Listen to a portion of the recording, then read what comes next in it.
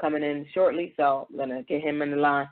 But, again, the number is 657-383-1155. If you hear this topic and you hear what we're talking about and you want to join in, definitely call in. How did we come up with this topic for this week?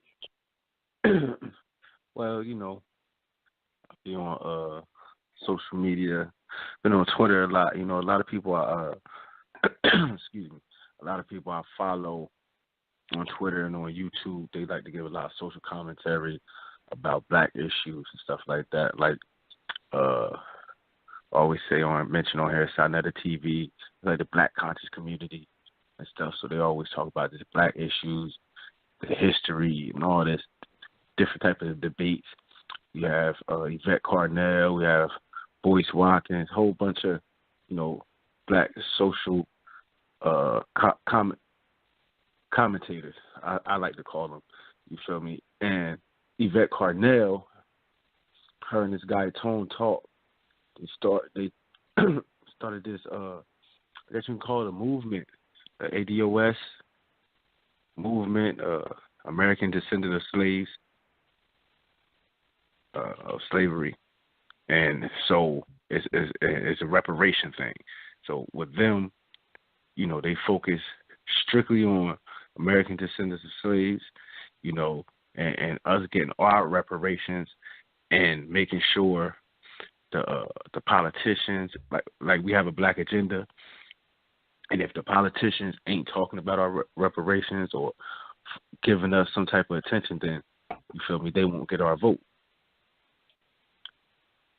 So, and you know, if you go on Twitter and you look it up, I said it's another guy on there, Tone Talk. He actually, him and, you know, he was posted a video today on there talking about how, you know, people now, since the movement is getting bigger and you hear it on different, you hear the candidates talking about it, you feel me, but it's like they're trying to take the steam away. They're trying to paint a negative picture of it. They're trying to say you got black politicians, black Democratic politicians pushing back against them. First they was calling them bots. You know, they were going back and forth with different type of celebrities. Mm-hmm. Like it's been Talib Kweli, Joy Reid, Roland Martin. Like they all been bickering back and forth because they feel I like. watched the one video and the guy was talking about. I think the video you told us to watch at the 10-minute mark. I started watching a little bit of that and get through the whole video. But the guy was like, he basically was telling them to respect each other's difference of opinions before they started talking. And then the guy was like, he wasn't going to get on the how he. I guess him and Talib Kweli had like a back and forth, and they got a little heated. He was basically saying that he wasn't going to do that on that show, and that they was, you know, going into the conversation that you were talking about, like basically explaining what it is, why they agree with each other, or why they, you know, why they not for ADOS and all that stuff. So it was informative. But we got Willie in the line too. So Willie, I want you to get a chance to say hello to everybody.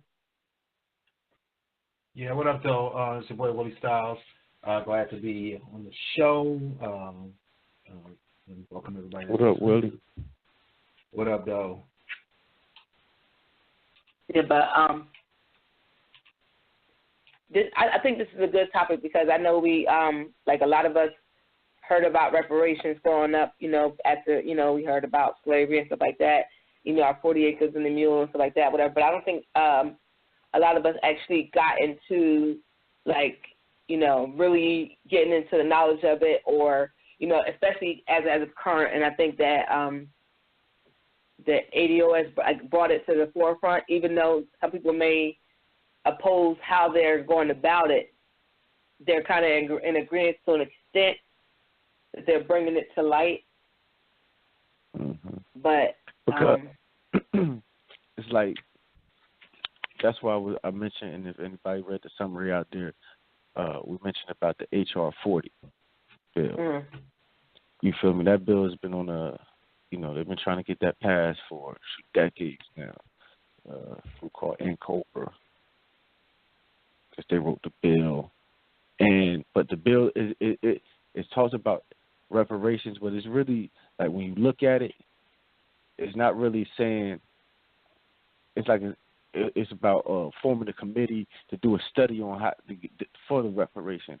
So it's like it's not really saying it's not a bill to give us reparations. It's like a bill to study it. You know, the way it's worded is crazy. And like what ADOS is saying is like, all right, that's cool. Well, we passed that. You feel me? We don't need it. Like we know we need it. We know we deserve it. You done gave the Native Americans. You did it for the Japanese. You did it for all these other people. You know what I mean? What about us? You feel me? So, you know, my question is, really, do you think, not that we deserve reparations, because I think we all agree on that, but do you think we're going to get it, or are they even capable of administering? Like how would they go about it? Like that's what I don't understand, because like how you going to test? You feel me? It's so many. I don't get it. I mean, so you know that's the thing is that I think and I was trying to read some of the HR 40 proposal, and like you said, it is basically saying that it's just a study of how the apology and the reparations will be kind of developed, right? And it doesn't go into details because it's really just basically saying we need somebody to recognize and enact the ability to do this. And I think that it's basically kind of which is the sad part to me, because like you said, it's been thrown around and tossed around so many times, and it's really not even a act to push or to actually, fund a reparations act. It's not even that, right? It's just to say, hey, we need to develop a proposal for this, right? And so it's basically to me a slap in the face to say, if you can't get this passed, then there's already a problem. There's already your answer. This is literally already your answer. That that they already don't feel the necessity to even think about it, let alone push it through. But they don't even want to think about it. So I think that people who are thinking that reparations are going to be easy, or that reparations are going to be something that's going to be just something that we can just get. That's already it's already a pipe dream in my mind. Will we ever get reparations? I mean, I don't want to ever say no. When I was younger, I always said that there would probably be no black president. I didn't think that would ever happen, but we got it. So I think that there's that chance, but it's going to be a fight. It's going to always be a fight for this reparations proposal to ever come to light. Yeah, I think it's going to be. Talk about. Oh, go ahead. And I just think like it's going to be a long time. By the time they do it, hopefully the younger people that it actually, if it actually gets to them, when they actually get it, they'll understand what it's for. Because the history has been so out of place, and a lot of these kids are so caught up that they're not really or not being taught their history, so they won't even know what it is. So I'm hoping that by the time that if it is paid out, that they understand why and like the history of it, That's a great point. My thing is still though, because we keep saying paid out, but like my point is how and what, how much? Because I know listening to a talk, listening to reading a couple articles, watching a couple of videos. You know, the number of $400,000 was tossed around quite a bit as far as each person, you know, because they owe us trillions or whatever. My thing is, like, how do you discern who gets that money? Like, how can you prove who's who? You understand what I'm saying? I mean, yeah. Like that's the point I'm trying to get at, because, like I said, it's an ADOS movement. But, you know, we so mixed up. You don't know who's who. A lot of us don't, you know what I mean? Yeah. Once we get to our great grandma, we done. You feel me? Like, right. And not only not knowing who's who, but I mean, like the 400,000 number, like, you know, I mean, stuff like that. It's like, you know, who's really deserving of the 400,000 from a what they call a generational basis, right? Because the amount of money that was decided for Native Americans, I believe there's a generational thing there, and there's also a tribal thing, you know, because I think it's based on, you know, what was given for each tribe. But I think it's also, you know, the question, like you said, of how do you determine, you know, the value or the I guess basically what's owed to a particular family based on, or a particular area based on what was done. And the way I look at it is, you know, the problem becomes twofold, you know, because you can't tag it to a person or to a family, because like you said, everything's mixed up. You know, we got so many generations since you know, slavery. Then there's a problem of you can't tag it to a particular area or like a geographical location, because, I mean, quiet as it kept, who's ever stayed in one geographic location? I was reading one article where it was talking about how the slavery migration, how it like, or not slavery, but you know what I mean, but the free slave migration and the Reconstruction migration, how rapid it was in terms of how many people moved around either north out of the country or south, you know, because there were some blacks who moved back south after Reconstruction or during Reconstruction. There was people who moved, you know, tons of people who moved north, people who moved west, you know, so you have, you know, you can't say, oh, Georgia did this much damage to the black people, so anybody that's still in Georgia or who's from Georgia, blah, blah, blah, you know, you can't even do that. You know what I'm saying? So I think it's, you know, it's almost impossible to tag it to a particular geographic location, region. Right. So I think there's so many questions, unanswered questions, and you know, there's no simple answers in terms of how this can be done. There's no simple answers. There's nothing but wrong. You know, you're not going to ever have a right answer. It's all going to be wrong, you know, because nobody's going to be happy when it's all said and done. Exactly. You feel me? And then I figure, like, forget the money. All right, or not just forget the money, but that's, you know, money really not going to help. Like, when a friend of mine was having a conversation, it was like, we were set back. You know, wealth is in land. You feel me? Or we had to endure generations of redlining. You feel me? Poor educational system, poor schools, all of that. You feel me? Like, that's where I think if we're gonna get the reparations, that stuff should be our focus. Yeah, I'm more. How much land y'all gonna give us?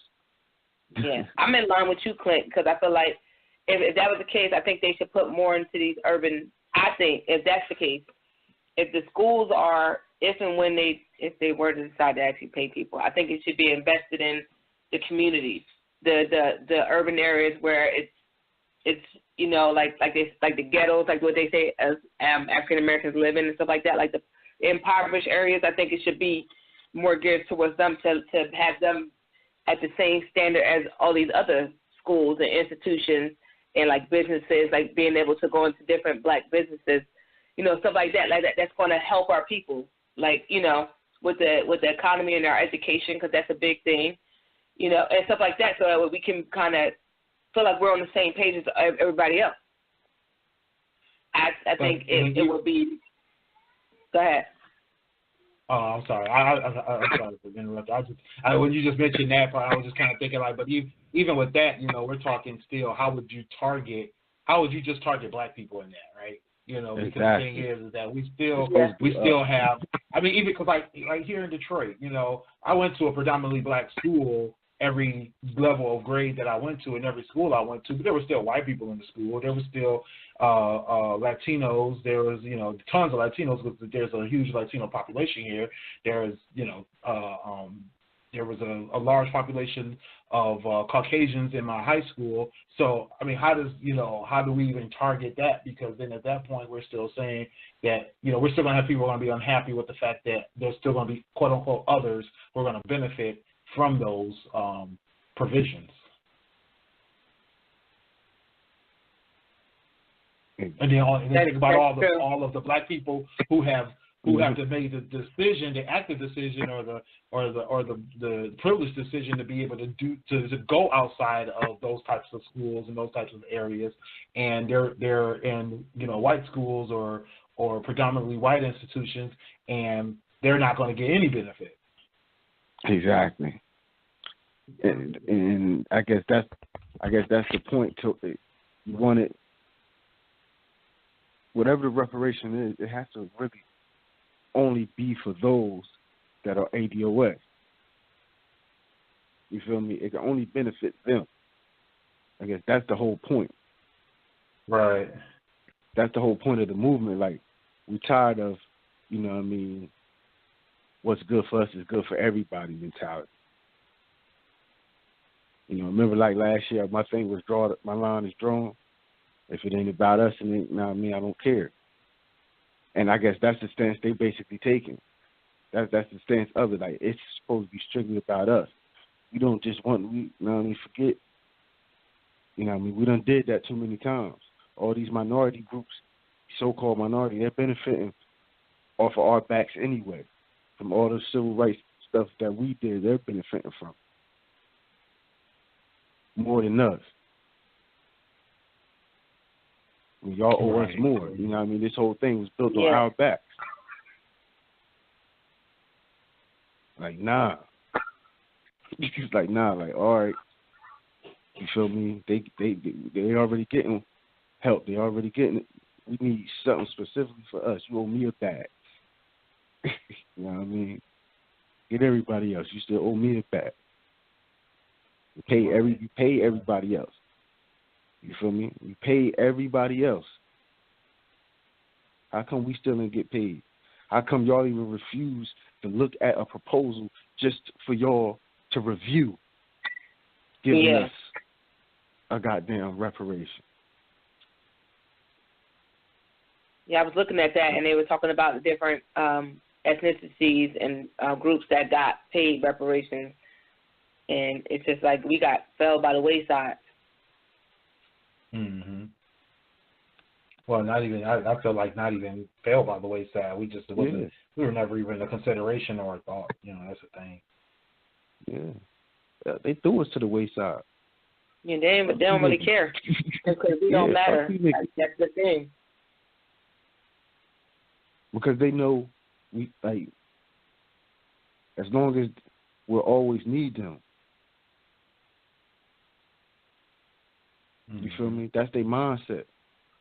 Like, we'll always need something from them. If we give it from them, they don't need us no more. Or it could be like they don't want us to. They don't want us to.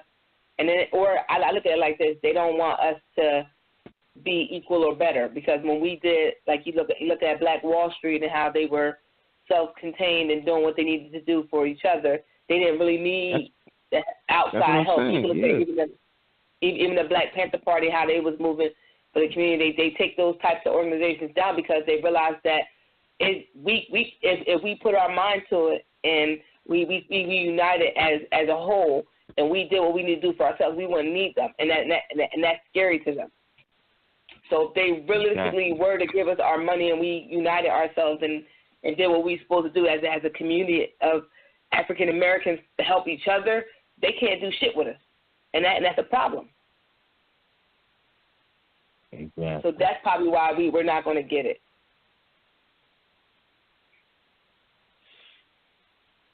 At least that's how I feel. Yeah, I wholeheartedly agree. That's the point I'm saying. Like, they're not, you feel me? They want us to still need them. As long as we still need them, they're not, you feel me? They're not even going to look at it. And they're showing us, like Willie said, you feel me? They basically giving us our answer. And then with the politicians, now it's like they're trying to talk about it, but talking is one thing. You feel me? Like the bill right there. You know what I mean? I haven't heard them really address it. Like, they talk around it. Like, they asked Bernie Sanders about it. He like, you know what I mean? Like, what? Like, what's the reparations? Like, you should start acting like he dumbfounded. Somebody asked that about somebody in between the scenes on Trevor Noah, the show.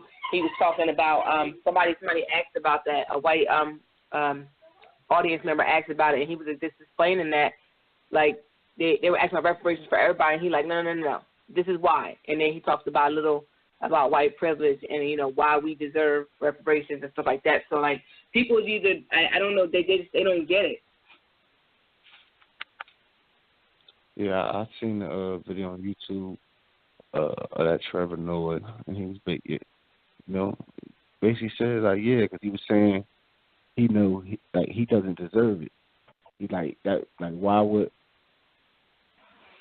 you feel me? Like we deserve it. Like, that's the point I seen on the video when I seen on YouTube that he was trying to make. He's like, everybody, you feel me? This isn't for everybody. This is for them, for the stuff they endured from slavery to Jim Crow to red line to all police brutality, all that they had to deal with here. Just specifically them, you feel me? Get them what they owe. You know what I mean? Give them what you know what I mean? Give them what you exactly. Know. Yeah, I mean, I feel like the ADOS movement is probably on the right track in terms of what will be needed in order to establish that, you know, who's old and who's not. But, you know, I think then there's going to come into question the whole issue of the integration and the intermixing of people, and how do you figure that out? You know, I mean, yeah, I know they have like a 23andMe for black people. I can't think of what it's called, like, but basically people who have a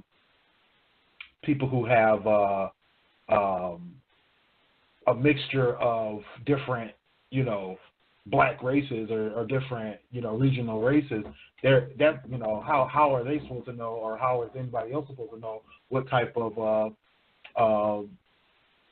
ancestry that they have? You know what I mean? Mm-hmm. And if that ancestry was truly enslaved, or if they were, you know, on a remote island that didn't get affected by this and all that, you know, or should we care, or, you know what I mean? It's like, because, I mean, if you think about it too, you have the people who are affected by it just from the fact of the institution, right? You know, we talk about institutional racism, it affects anyone who's considered, you know what I mean, considered mm-hmm. a minority, you know what I mean? So outside of race of slavery, you also have the institution of racism that was in effect after, you know, during too, but after slavery was abolished, all up until now. You know, I mean, it was a true institutional thing up until the Jim Crow era, and then, you know, it's been a hidden thing ever since then.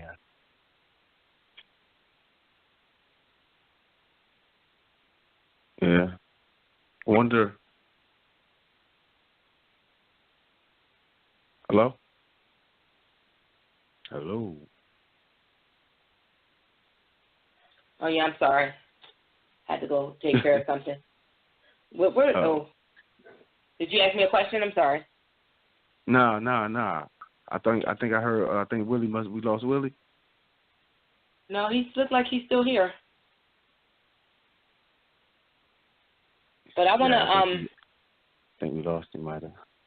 I don't know. It doesn't seem like his call dropped. I don't know. I have to refresh the thing. But I have a question because I'm trying to understand. Like like I said, I read the reparations thing. They were talking about how the different African tribes. I believe what they said there. I'm sorry. Let me go back. It said the United Kingdom, the United States, the Caribbean, and African states. They had they also made reparations demands. And for the ADOS, are they just saying they're like? I don't want to misspeak this, but I just want to understand. Are they saying that just African American slaves, descendants of slaves, deserve reparations, not the African people and those who were shipped over? No, they're not saying nobody else don't deserve reparations. What they're saying is we're not worried about them. We're talking about us. You feel me? American descendants of slaves. We can't, you know what I mean? Ain't nobody fighting for us. There's no agenda for us. There's an agenda for everybody else. None of them, you feel me, coming to our aid. So we need to just focus on us. Because there's another, the Caribbean got one, I think it's called CARICOM or CARICOM, something like that. For all the Caribbean nations, they're seeking reparations, I think from the UK. And you feel me? That's dope. Oh, so they're trying to get the UK to give them reparations. Yeah, you feel me, for that, for what went on over there. But that's for them. I was listening to a debate. I want to say it was probably last Friday. It would have been Friday. That I always tell you about Side Night TV. It was a dude that's on there. His name Garfield. He was debating a guy named Lord Abra. He was talking about that. He said he's from the Caribbean. Okay. And he had an issue with Yvette Carnell and the guy Tone Talks because, they're spearheading the ADOS movement. So his issue with them was, it's like he support us getting reparations, but he don't follow them because they're not really what bill have they brought up? You feel me? What politician are they talking to? What real footwork have they been on, put in to where you got the group in Cobra, they got the bill on the thing. He go support that. That's his stand. Now he's so he want to support the Caribbeans or somebody else? No, he talking about supporting. He talking about the ADOS. He talking about the HR 40. Okay. He's saying he support the HR 40 bill and all that. He's saying don't support Yvette. The two people that's leading the ADOS, he said don't support them. Don't support them? Yeah, because they're just, you feel me, they're just making it popular and all that, but they're not really doing nothing. You feel me? It's like what he was calling it was a social media movement. It's just on social media. I think I read that somebody was saying it was more of a social media movement, not. But they supposed to have, in the debate, the other guy was saying they got this convention coming up and all type of stuff. The guy Tone Talks, he interviewed a presidential candidate before, and he brought it up. So I guess their point is we done got this movement moving. Once we get this backing, then we can go forth with the bringing forth a bill, this, that, and the third. But with the Caribbean, he's from the Caribbean, but he said he doesn't support the Caribbean. He said because how that reparation was set up, if the UK give them money, it's not giving the money to the people of the Caribbean. It's giving money to the governments of the Caribbean. Okay. You understand? So it's it's different. So he don't even support that over there because the people don't get the money. It's the government officials and stuff like that. It's the government, because it's been a beef. Now it's like a beef online between ADOS and, you know, like people from Africa or different countries in Africa, people from the Caribbean, because it's like a friction now. It's like this conversation has become so divisive because the people that spearheading it are like, they are divisive. They're like, nah, we don't want to include none of y'all. Like, none of y'all are included in this. We don't, you know what I mean, don't even speak on our issues because y'all don't understand. So so they don't. So just for my peace of mind, they don't think that uniting as a whole, like all across the board, would help it benefit more, or no? Because then you got to ask yourself, who's going to unite, and who has united, who has spoken up for us after all this time. Yeah. You know what I mean? I guess that's how they come. Mm-hmm. Like, who has done it after all this time? No one. So now, since we're starting this movement, it's like, I mean, because I haven't really heard about reparations for a very long time. Yeah. Not until I think you brought it up at some point. I think we had a conversation off the podcast about it, or it might have been on one towards the after show. You kind of touched on it a little bit and like brought it to our attention, and then we looked up the information and kind of got some type of backstory on it. But I don't think, I haven't really heard about it until recently. And you know, with the elections come around, that's why it's making even more noise. It's because now, and this is where things get tricky with the back. This is why I don't never play. That's why I always say don't play the identity politics. But now you got the black elite in the politics. You feel me? They got an issue now because ADOS is really in conflict with their political views, with their stances.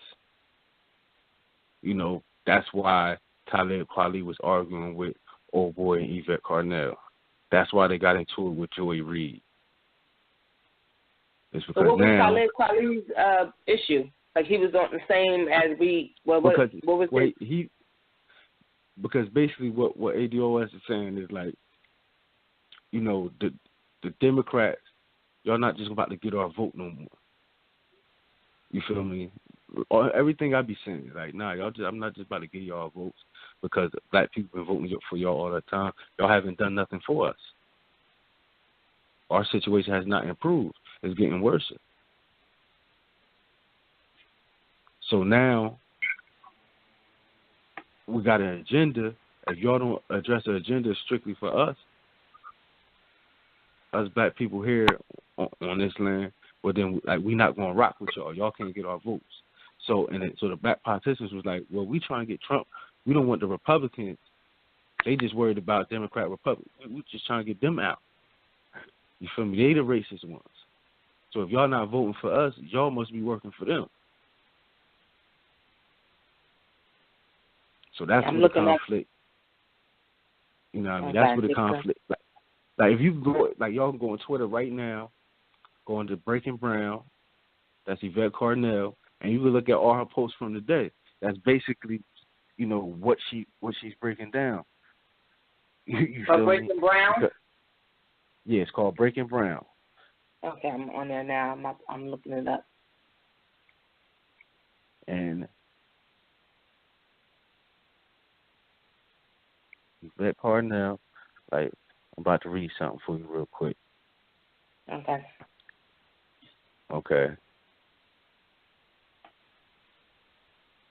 She say, Dear Democratic presidential candidates, we know that the racial wealth gap is the quantifiable expression of slavery and ADOS accrued disadvantage. We know reparations close that gap. Universal programs do not.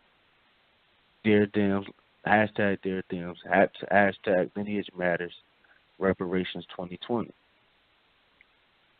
So she basically to let them know, like, if reparations is not on the docket, you're not, you feel me, like, you're not getting our votes. He said, a no on reparations,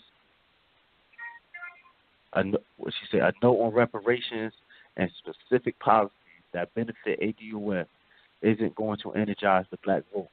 My advice, you've got time. Go back to the drawing board, go regroup, meet with policy advisors, bring ADOS something specific and substantive. You feel me? Advisors who keep telling you to ignore ADOS and that we're a captured voting bloc who have no choice but to vote Democrat in the end. Those people are wrong. Times have changed. Don't listen to them. Presidential candidates, when she talked about Democratic presidential candidates, when Obama Sharpton pretended that Obama hadn't responded to a black agenda because we hadn't pressed him on one or been specific enough. Well, guess what? We're pressing your move. Yeah, I'm just reading a lot of this stuff. Yeah, so like you know, that's from her, and then you know she basically telling it, and that's why a lot of the black leaders in the Democratic Party, you know, instead of just riding with, they feel like that we're not going to get it. I guess they're against we're not going to get what they're asking for, so they're like, let's just take the Democratic Party. Yeah, but not everybody wants to vote Democrat. We saw that in the last election. Exactly.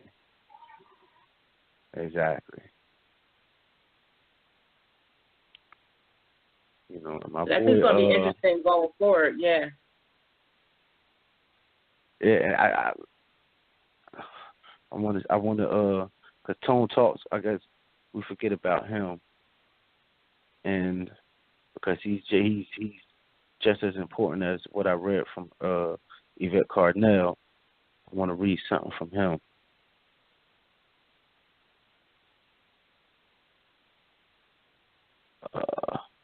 He says, we need this to matter. It's a waste period, pro or not, unless you're doing it to advocate for black politics. You feel me? Like, don't. Hold on. Much of the redundancy of practice these skills is a waste of time. Black America doesn't need any more athletes or hairstyles or clothes designers.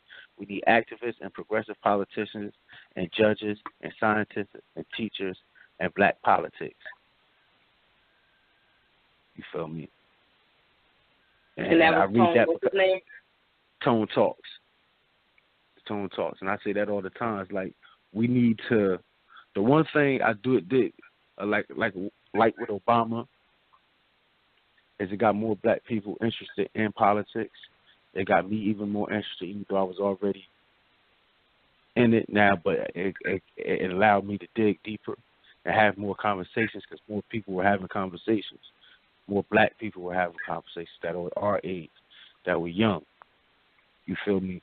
But now it's like, you feel me, since we involved, we know when we learn in the game, like the game is rigged.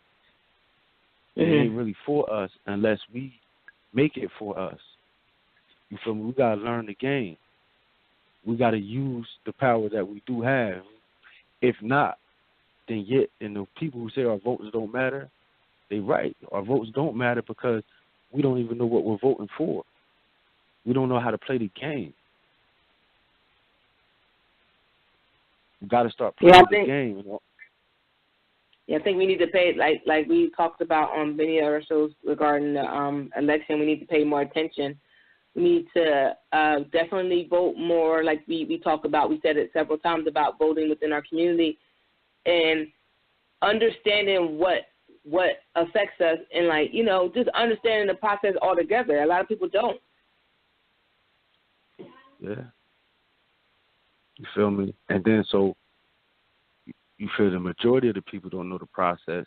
So not only do they not know the process, you feel me, you can't even really vet a candidate. You understand? Like they're a candidate. Like it's like they're auditioning for a job. Yeah. You feel me? If you don't know, if you're a manager somewhere, but you like we're the managers. We're interviewing them, but we don't even know the job we're interviewing them for. Yeah. No, I mean, you know how many managers have a job that they don't know how to do? Exactly. They're putting anybody in there. Just get a body in there. Yep. And that's why everything be messed up. You feel me? Like, our politics, I mean, they're a reflection of us. This is the best we had to offer. I mean, George Carlin always say that joke. So if we offered, all we got out there is a bunch of dumbasses, then that's telling you what we are as a whole.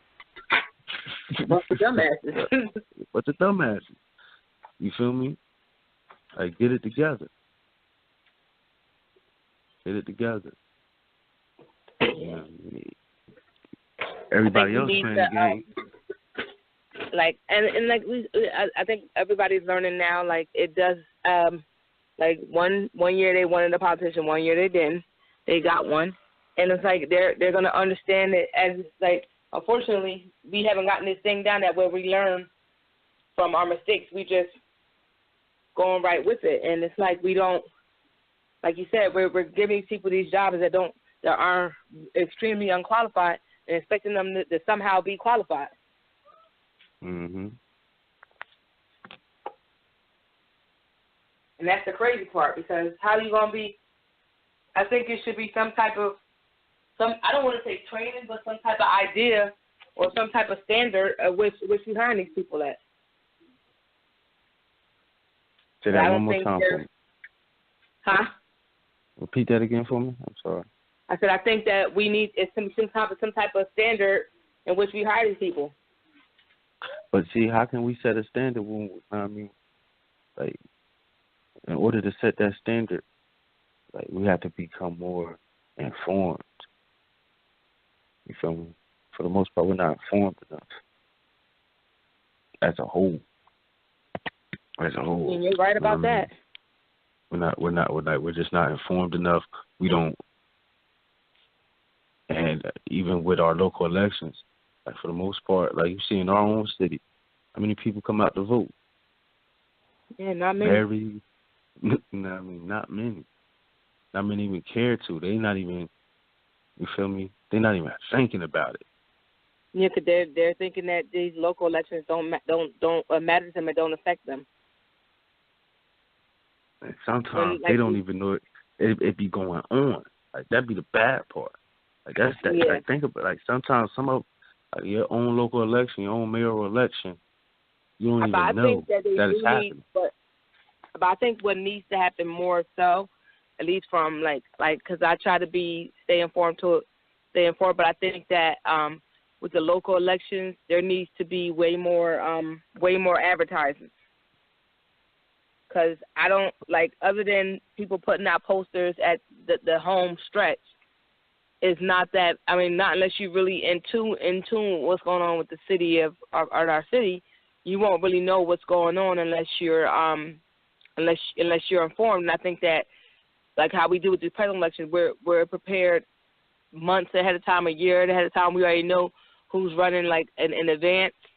I think that needs to happen with the local elections as well. We need to know. But it does. No, it does, but it's not as publicized. It is.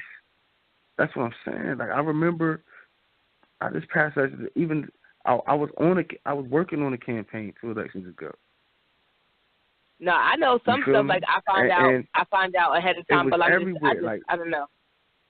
Like, that election was everywhere, especially the one right after. We talked with Tony Mack. Right after Tony Mack. Yeah, right after that. After he got. Yeah, but that's because. And still nobody showed up. Nobody but that showed was because up. of that situation, though. No, but that's what I feel. I feel like that situation. Nobody still showed up. You feel me? It was still publicized, and nobody still showed up. They didn't care. I remember vividly, because that was around the time I had first got admitted into the hospital. It was people who still didn't even realize it was an election. With all of that publicity, if there's that much apathy, like how you feel me? How are we gonna move forward? When the stakes were so high at that time, that was probably the most important mayoral election. Yeah. no one showed up. Very few showed up, I should say. Yeah, but I say some people did. It's not as much as you would expect it in the city.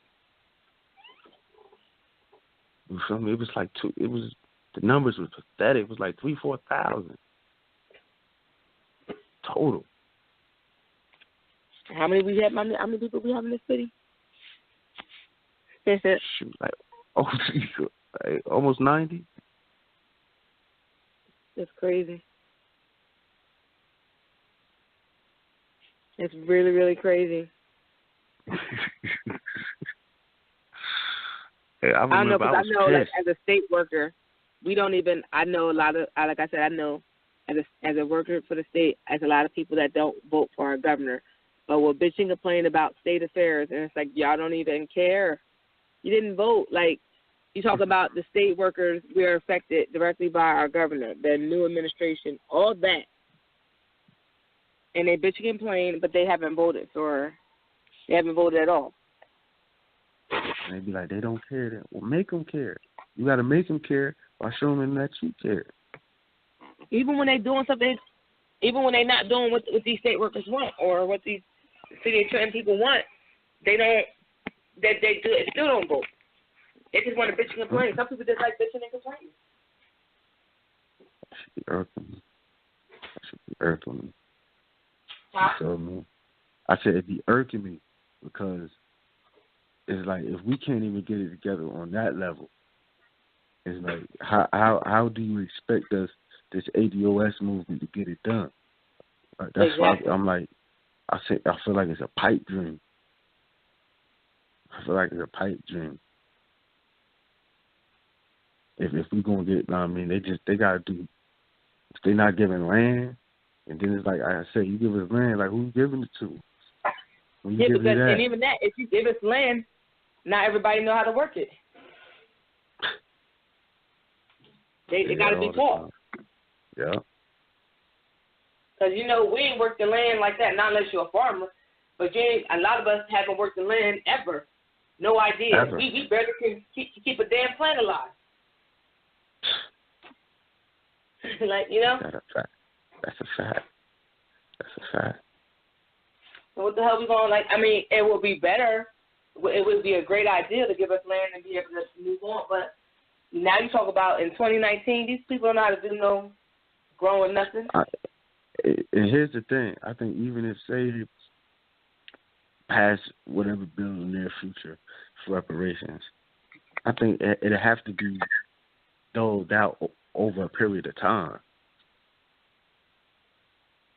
You feel me? Over generations. So, like, and then like we said, you have to determine who gets what, who's the ADOS. You know what I mean? You have to determine that. And how do you determine that? Yeah. It's gonna be interesting because you got a lot of black people. You got a lot of black people be like, man, we already was here. A lot of us was already here. We was natives.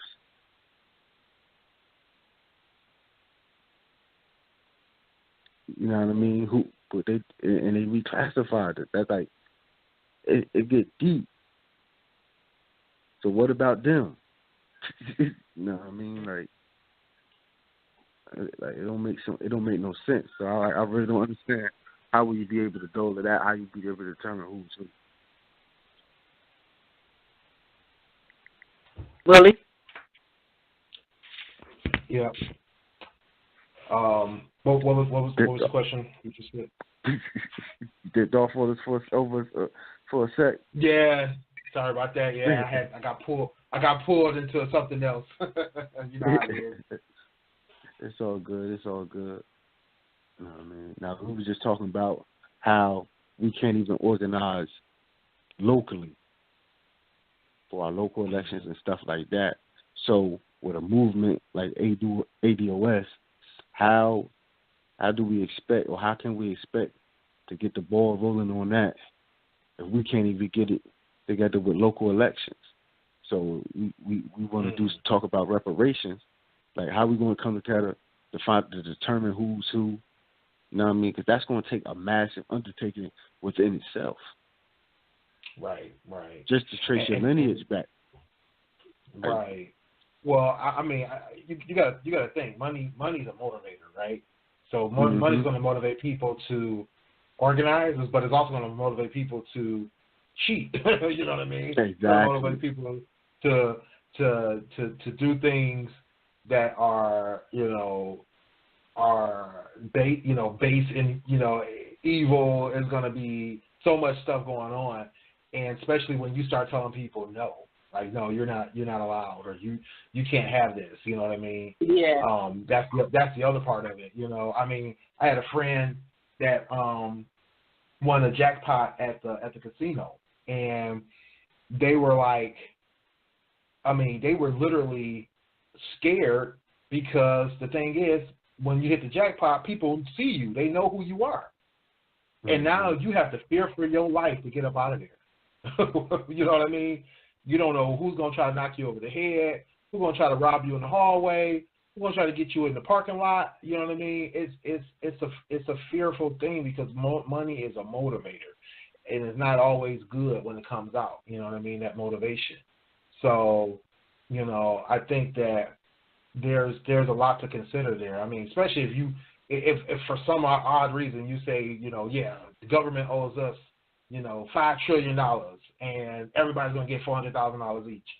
I mean, and then you tell, a quarter of that population that think they're about to get that, they're not going to get it. There's going to be some problems. There's going to be some huge problems. There's going to be a lot of killings and murderers and robbing.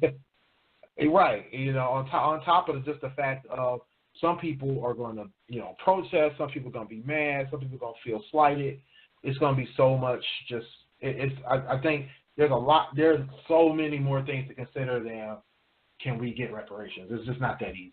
The question is way too simple. You know what I mean? Because there's so many things involved. Because I mean to be honest, when I first heard about reparations or the consideration of reparations, nobody had ever thought about who deserves it. Nobody ever thought about who was affected enough to get it.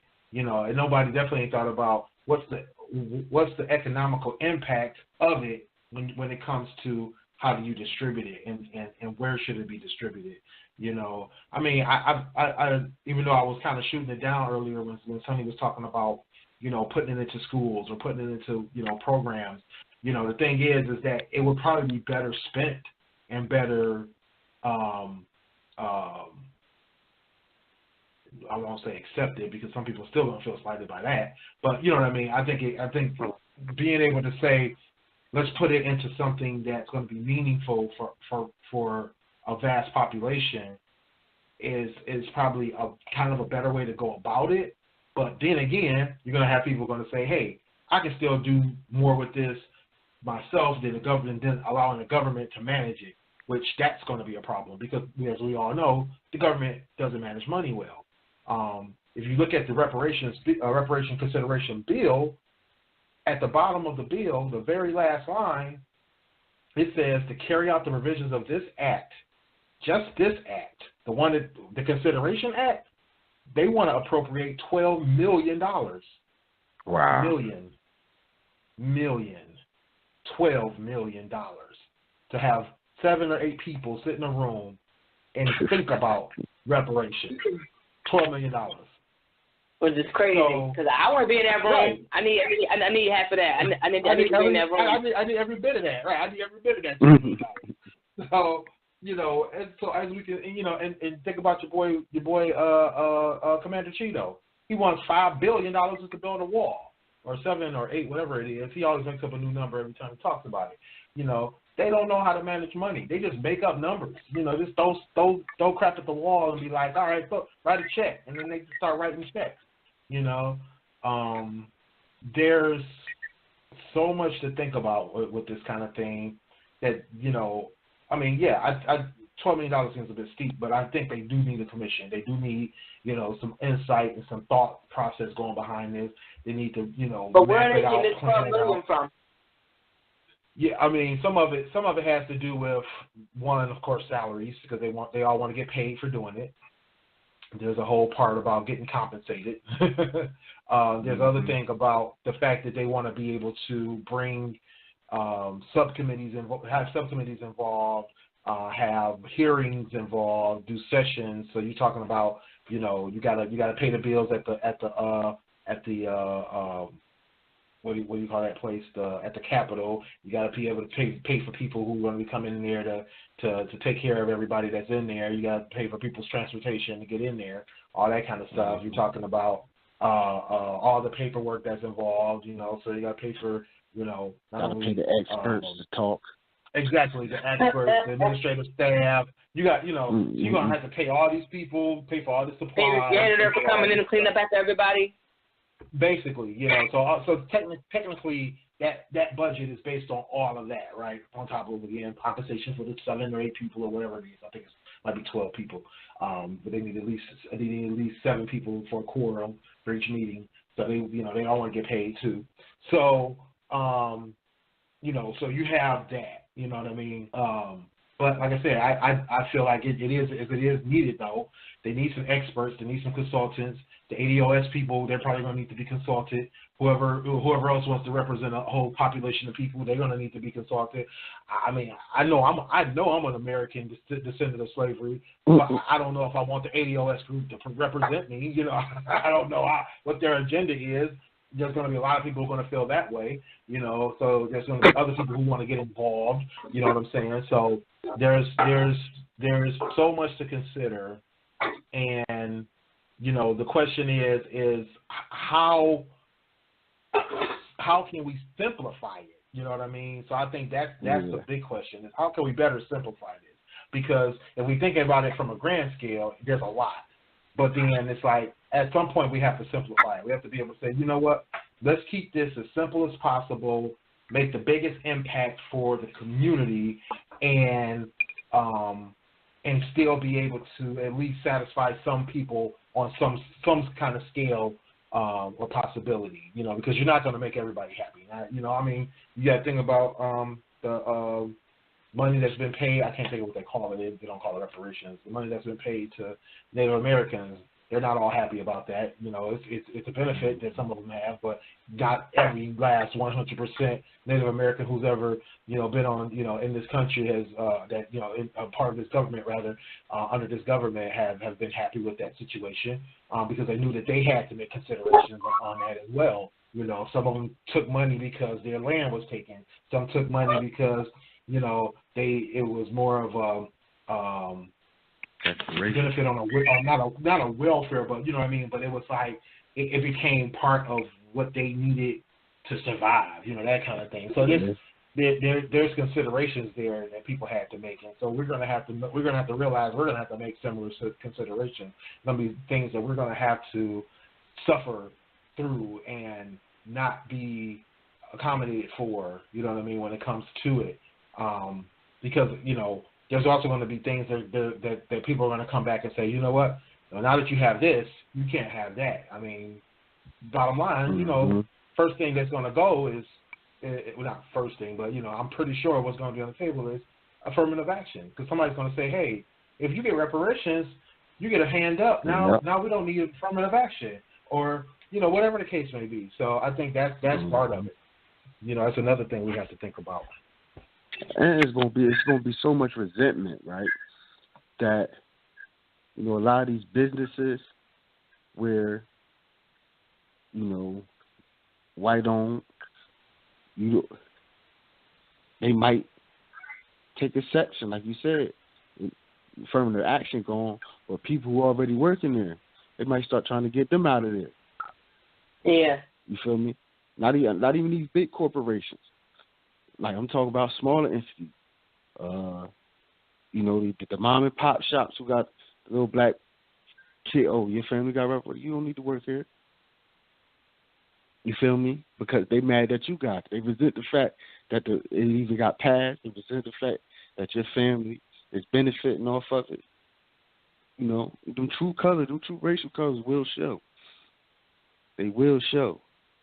You know what I mean? And it ain't going to just be from white people neither. You feel me? They're going to be from other blacks as well, those who didn't get nothing. everybody, like what he said, everybody not going to be happy. Everybody not going to be happy. Some of them going to look just like you. I think it's going to be interesting. That would be an interesting idea that would happen, like, you know, with the affirmative action and all these different things will change. That would be very, very interesting. I don't think it would surprise anyone if there was a change because of all these different things that happen, but I don't know. That'll be an interesting thing to see. I hope that I'm alive to see what will happen. And hopefully it'll be a good thing, not a bad thing, but, you know, it's interesting to see. Yeah, it's always going to be, you know, it's always going to be an aha. You understand? We'll give you this. Yeah, y'all got that. We're going to take away all this stuff. Aha. Do you think, would you go so far as to say that it would go back to that kind of separatist ideal mindset of the segregation? I don't want to go so far as to say segregation. But see, my thing is, we actually, if they allow us to be, like, don't fuck with us, don't come try to burn our shit down. Like, I don't think they can do that now. You feel me? Because now with everything being recorded, nothing is. You feel me? Well, stuff being recorded, and it ain't still stuff, so I don't know. Yeah, but you know, you can't kill a whole town like you did in Oklahoma, the Black Wall Street. You feel me? That news spread around the world immediately. Yeah. Not like back then. Like, that thing spread immediately. Everybody in China knew what's going on within 10 minutes. You know what I mean? Like, it just can't go down like that no more. But if they was to let us be, like, segregation, like, you feel me? Assimilation is what killed us. That's what broke us, because now it stripped us from doing for self. It really stripped us from doing for self. Like, all black people weren't with integration back in the day. They didn't want integration. Just give us the same level playing field. You don't got to integrate.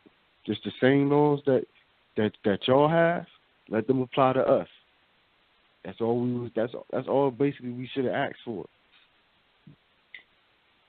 You know what I mean? That's what all equal rights was for. Like, does it be equal rights? You feel me? We don't got to rock with each other, and we can still prosper. You feel me? Yeah. We can still do business. You know what I mean? But y'all. It's like half the country, they hate America, but they don't work with us.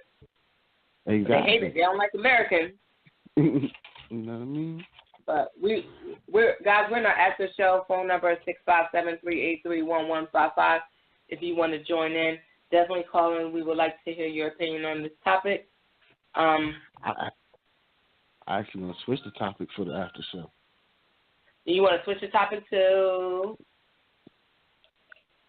I want to talk about Cardi B. Oh yeah, I got to catch you on that because I didn't catch that.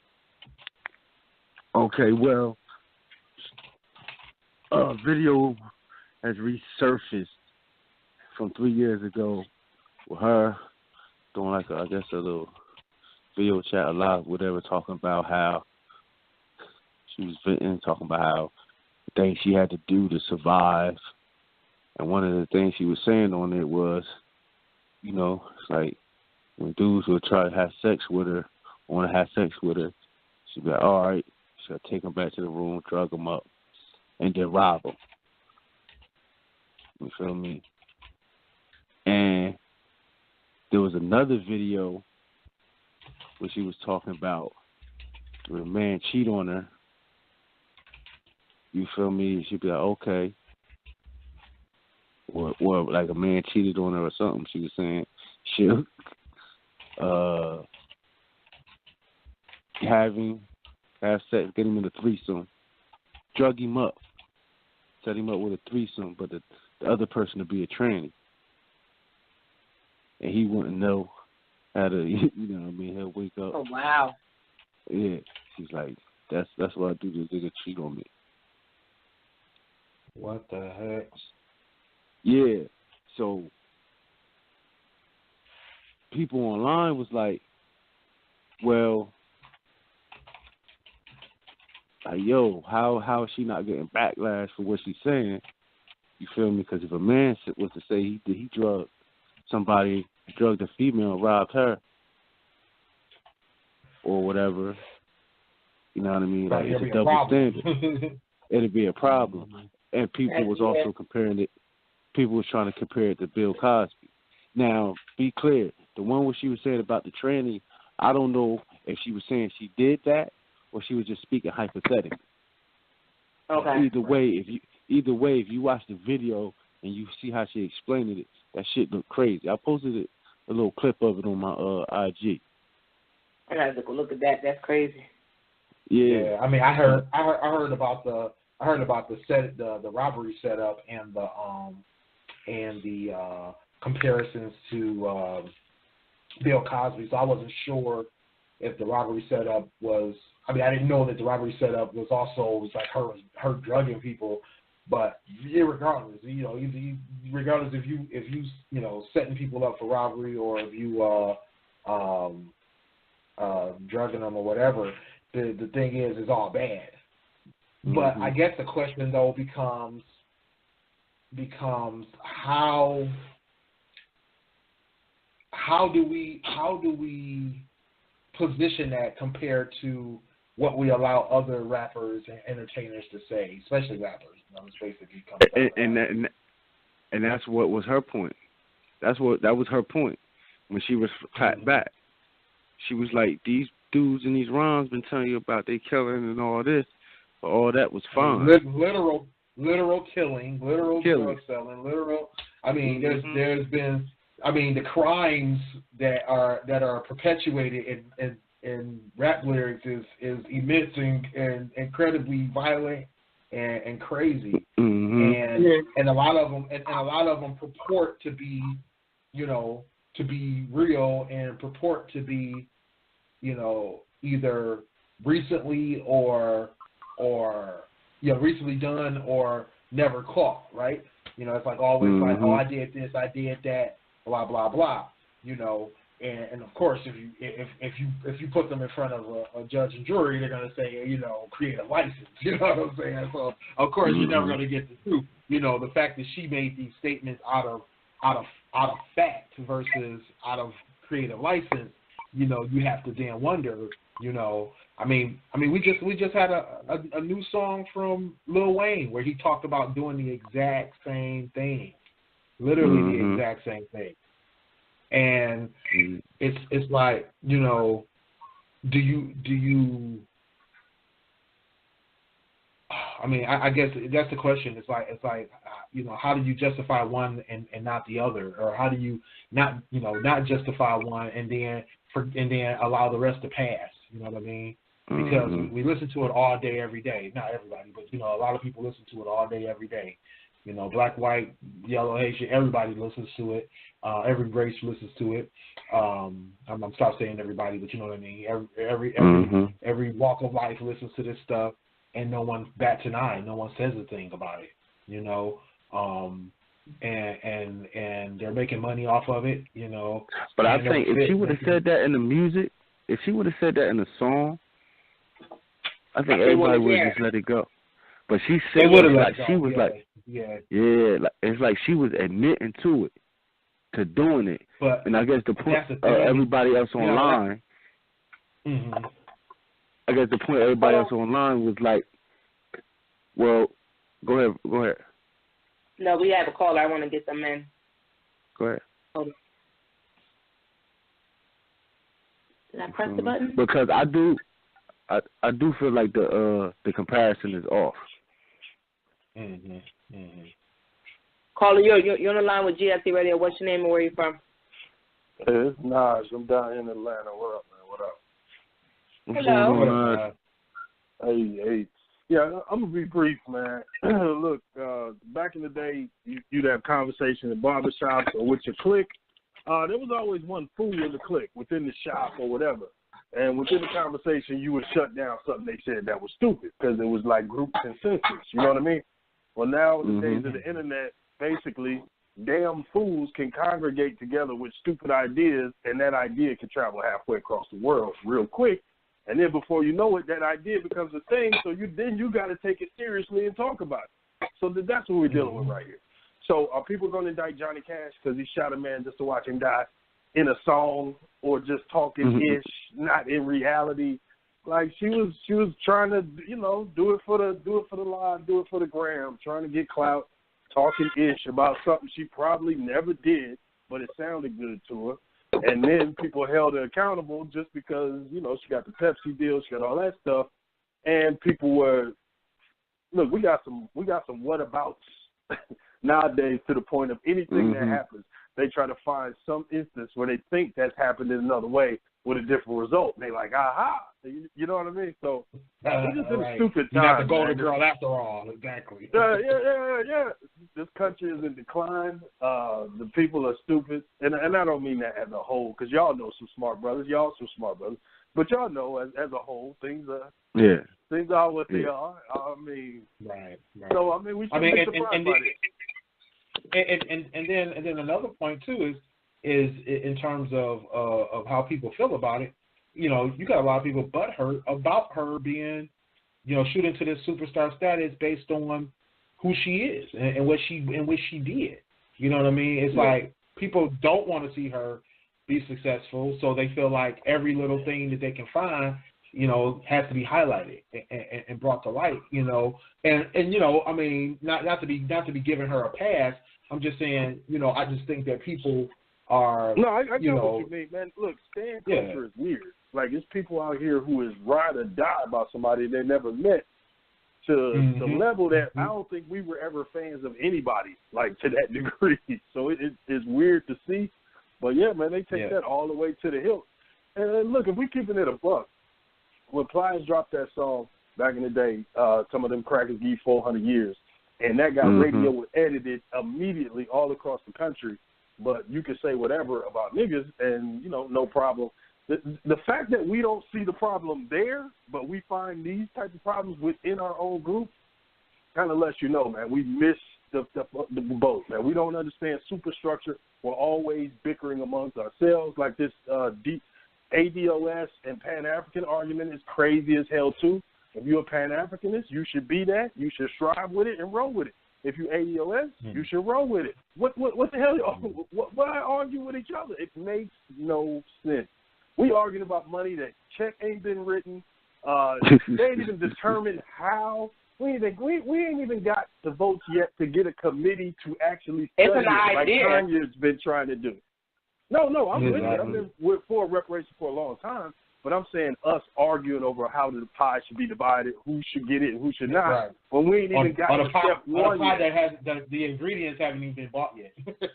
Right. The one thing I hate to see about this, though, is I see a lot of ADOS being anti-immigrant, which as a Pan-African is something I definitely can never roll with because, look, we the majority of the world. The time we figure that out, we'll change this whole dynamic in a minute. Right. Thank you. That's the one thing I don't like seeing. But I understand the internet, too.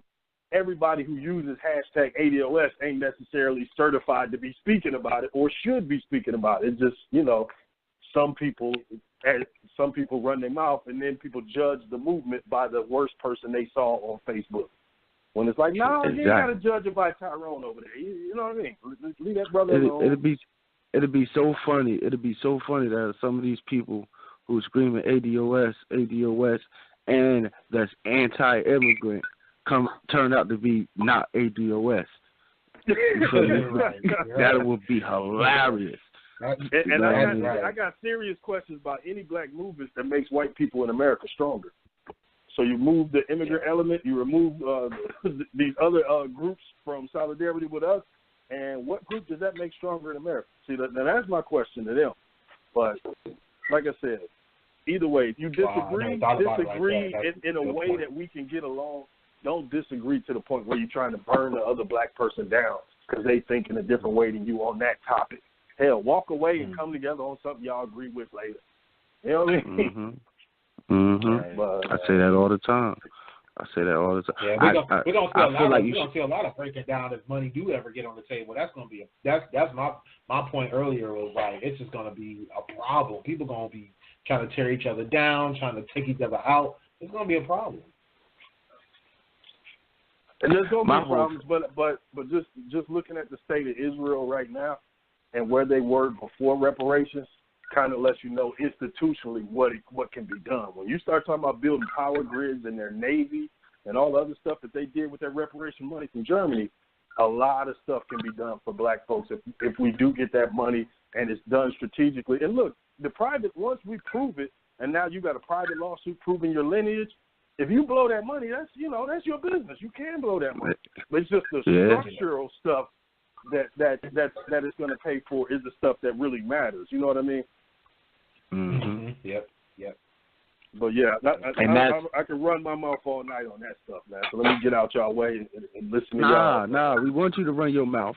You feel me? Go ahead and run your mouth, Mike. Because I got a question to you. This is my question to you. You feel me? What do you think? Say best case scenario, it all happened. It all go down. We get it. How do you think? What is most important? Yeah, the most important stuff is the structural stuff, the institutional stuff. So the ability to now produce your own stuff, own your own, communities and localities, have your money actually circulate, and not be employees of other people. You're actually producing things.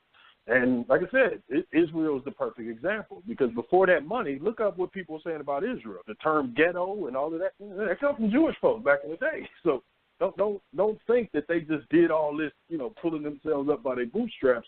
It's kind of nice to get $89 billion from the German government and still count it.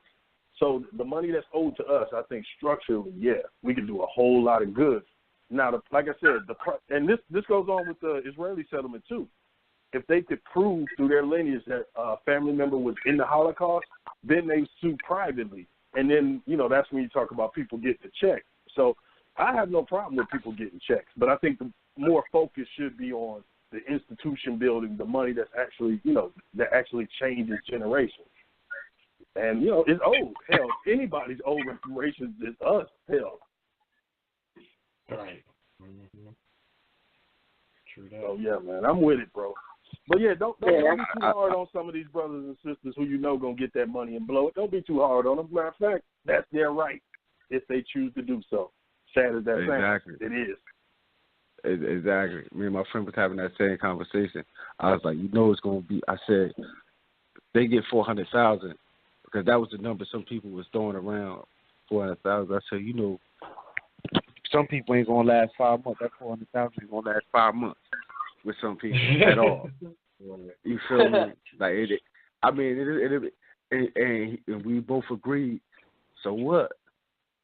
If that's what I mean? Like, you feel me? So what? Like, everybody not financially literate, and you also don't get to go into people's home and tell them how to spend their money. That money was owed to them and earned. It's like, you gotta leave them alone, bro. Whatever they do with it, what they do with it. Yeah, right. Exactly. But the institutional stuff, we can't tell them to do what they salary along with the money that was given to them. Right, but the institutional stuff, it has to be really harsh penalties. It has to be extreme oversight. It can't be a nickel overspent, stolen, or misappropriated or anything about the stuff that is for the group, which to me is always the most important part. When you talk about black folks or you talk about reparating, period. You know what I mean?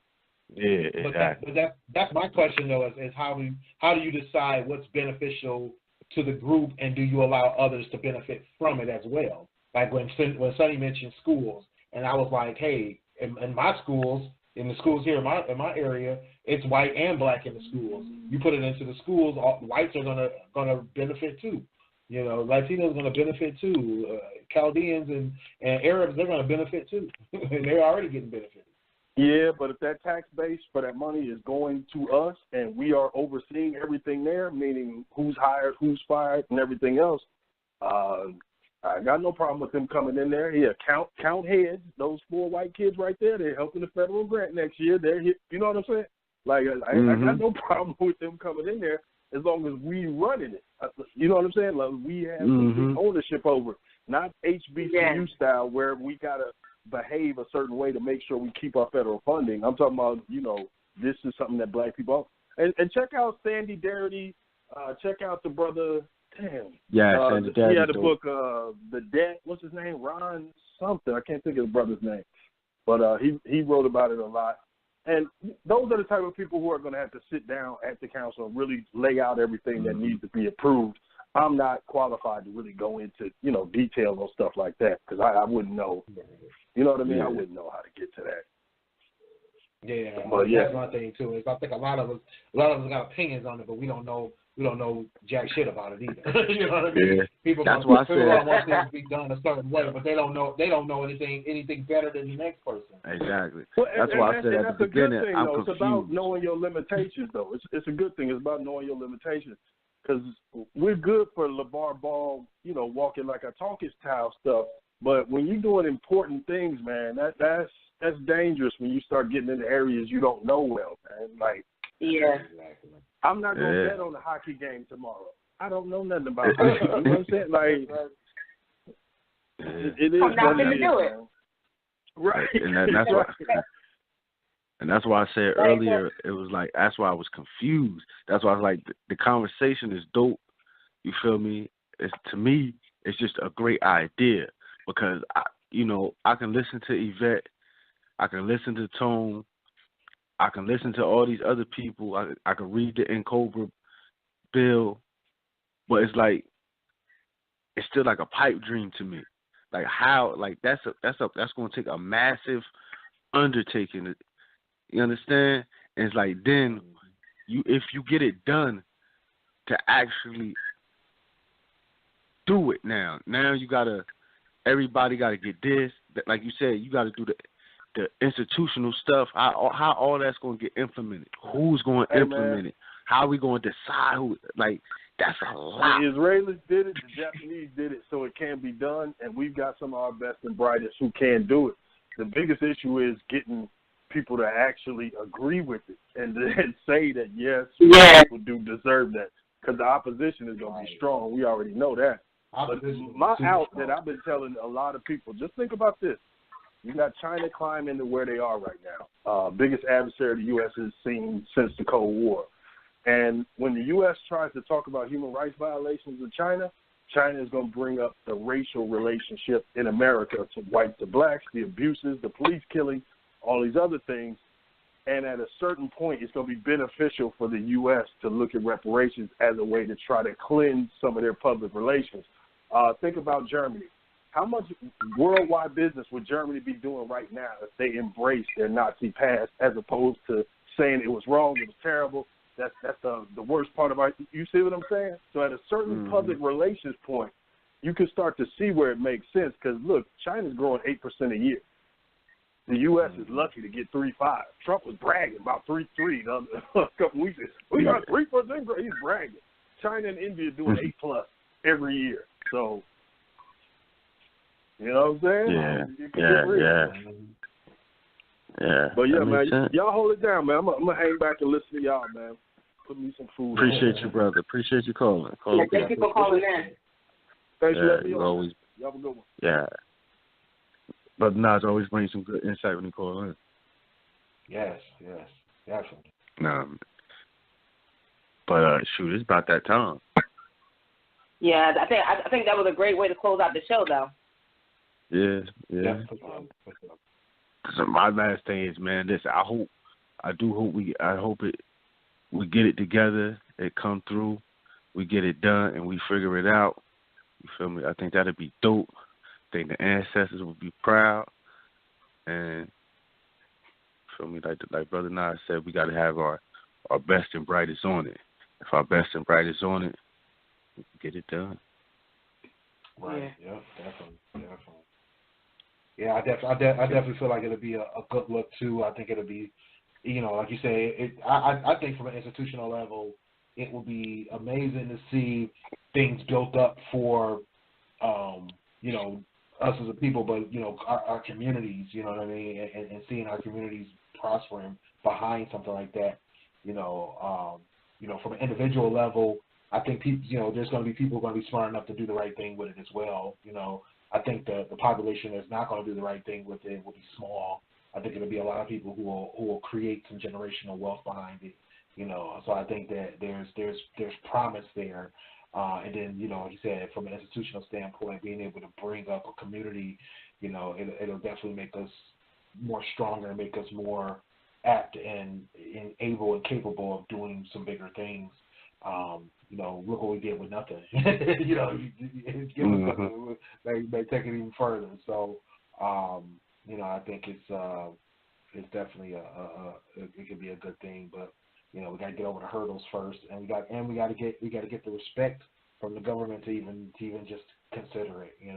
Part of the consideration was also an apology, and we still haven't got that yet either. So, yeah, I think I just want to be here for it.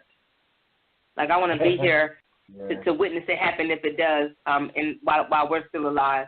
If it doesn't, I just hope that it benefits our community for the better, and the outcome is good and not a negative one. Or if all positive becomes negative, but I hope that negative, the positive outweighs the negative. But it'll definitely be dope. But yeah, that's how I'm gonna end it. Y'all give out your information. You already know. Hit me up on my blog at kingstruth.com. Hit me up on Instagram at kingstruth609, Twitter at eTrentonGroovy, and that is all. It's your boy Willie Styles. Get at me at Willie Styles everywhere. STYLEZ, StylesRadio.com, WillieStyles.info. All my links. Peace out. And of course, you can reach me. I'm your girl. I am Sunny _D, Instagram, Snapchat, and Twitter. You guys can check me on my blog, unreservedlyme.com. Thank y'all for listening tonight. I think we just lost Willie. Clint, you want to leave it out? See y'all in 7 days. Bye, guys.